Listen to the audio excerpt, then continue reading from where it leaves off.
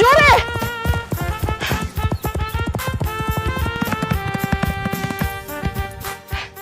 আলপনা, আলপনা, কোথায় তুই?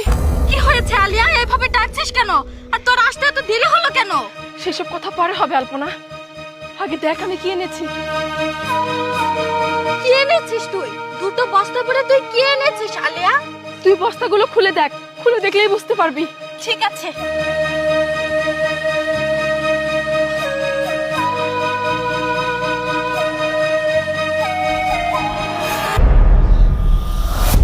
স্বর্ণ মুদ্রা? আলিয়া, আলপনা, এগুলো কি দেখছি আমি? স্বর্ণ মুদ্রা। মানুষের রক্তে মাখা ঘামে ভেজা সম্পদ তুই লুট করে এনেছিস? না, আমি কিছুই লুট করিনি। তুই ডাকাতি করে এনেছিস আলিয়া। না, তুই আমাদের আব্বু জানার আম্মি জানের মৃত্যুর আগে দেওয়া আদেশ তুই ভুলে গেছিস? না, আমি তাদের দেয়া কোনো আদেশই ভুলে যাইনি। তাহলে তাহলে এত সম্পদ আসলো কোথা থেকে তোর কাছে? না না না, আমি বলতে পারবো না এগুলো আমি কোত্থেকে এনেছি, বলতে পারবো না। ছি আলিয়া, ছি। তুই একটা বেঈমান, তুই ঈমান হারা হয়ে গেছিস। তোর এই পাপের সম্পদ আমার হাতে রাখবো না। আজ থেকে তোর সাথে আমার সম্পর্ক শেষ, শেষ, শেষ। আলপনা, তুই আমাকে ভুল বুঝছিস, আমি তোকে সব খুলে বলছি। শোন, খুল যা সিম সিম সিম সিম।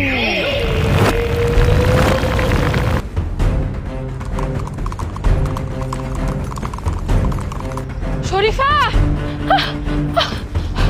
ও শরীফা, আমি একটা গুহার সন্ধান পেয়েছি, আমি ওখানে যাব। চল চল চল, আমার সাথে চল। শরীফা দাঁড়া। খুল যা সিম সিম।